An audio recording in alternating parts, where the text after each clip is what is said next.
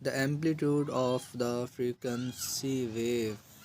तो स्टूडेंट इसमें हम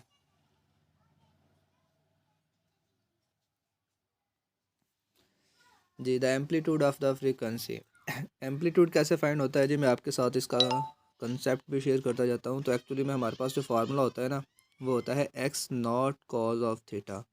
ठीक है, कॉस के साथ जो भी होता है ना चीज़, वो हमारा एम्पलीट्यूड होता है। एक्स नॉट हमारे पास एम्पलीट्यूड है, और यहाँ पे कंपेयर करूँ ना अगर, तो ये 9 जो है ना, ये हमारा एम्पलीट्यूड है।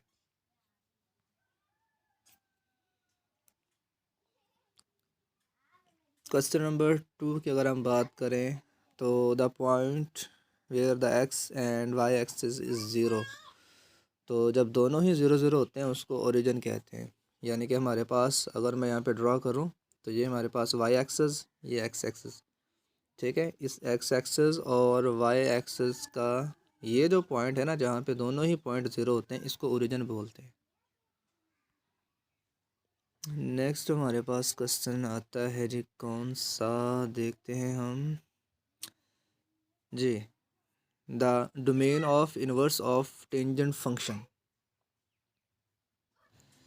तो वो हमारे पास होता है माइनस इन, ये इनवर्स है ना टेंजेंट का, तो इसका आना है minus infinity to positive infinity, जो कि हमारे पास पहला ही इसका ऑप्शन करेक्ट है। ठीक है, ये डोमेन इनवर्स का मैंने आपको लेक्चर्स के अंदर बड़ी डिटेल से बताया हुआ है, आप वहाँ से जाके भी देख सकते हैं। नेक्स्ट है हमारे पास कि उसने कहा है कि फाइंड द पीरियड। हाँ जी, तो कैसे निकालते हैं पीरियड, मैं आपके साथ कंसेप्ट शेयर करता हूँ। हमारे पास है जी साइन, ठीक है, वो भी 3x है।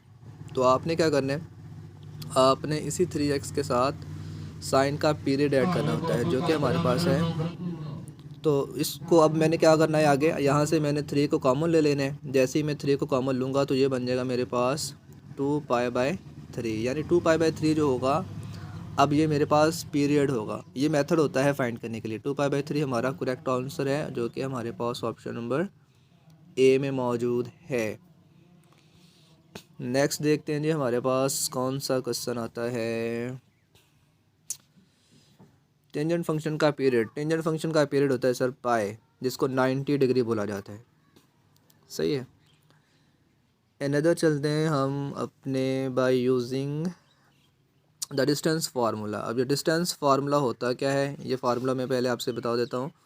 एक्चुअली मैं इसको लिखते हैं जी हम x2 - x1 इसका स्क्वायर, ठीक है, दरमियान में आता है प्लस, फिर y2 - y1, ठीक है, इनका भी स्क्वायर होता है और दरमियान में ऊपर की जगह आ जाता है। अब इसमें x2 यहाँ पे 4 है, x1 कितना है 1 है, 4 में से एक निकाल देंगे कितना रहेगा जी 3, तो 3 का स्क्वायर आ जाएगा 9। फिर उसके बाद आ जाता है 6 में से 2 निकालेंगे 4, 4 का स्क्वायर निकालेंगे 16, और 16 का 25, 25 का जगह लेंगे तो 5, तो 5 इसका करेक्ट आंसर होगा।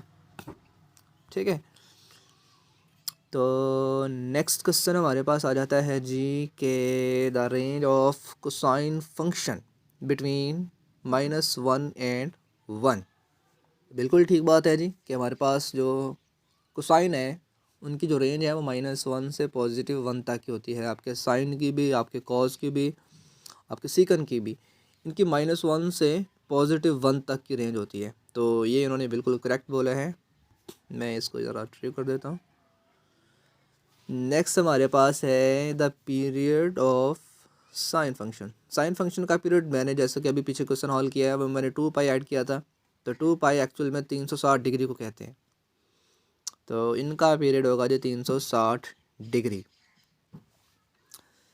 नेक्स्ट क्या है जी हमारे पास, कोसाइन फंक्शन। भाई ये कोसाइन हो या साइन हो, सीकन हो या कोसिकन हो, इनका पीरियड हमेशा 2π ही रहता है, यानी 360 ही रहता है। सिर्फ tan और cot ये दो फंक्शन ऐसे हैं जिनका पीरियड 90 है, बाकी तमाम का 360 होता है। तो मैं इनका 360 लगा रहा हूँ जी। ये ले जी मैंने इनको, सॉरी, बाकी उनका होता है पाई, और पाई मतलब 180, सॉरी मैंने 90 बोल दिया, 180 होता है जी tan और cot का।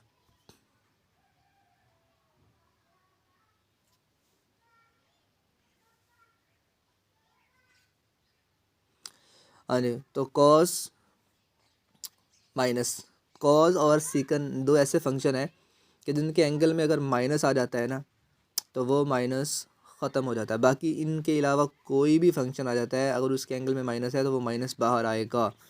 सिर्फ कॉज और सीकेंट, इन दो फंक्शंस के एंगल में अगर माइनस है तो वो माइनस ख़त्म होगा, इसलिए ये आंसर हमारे पास पॉजिटिव का कॉस थीटा बनेगा। ओके जी, अल्लाह हाफिज़।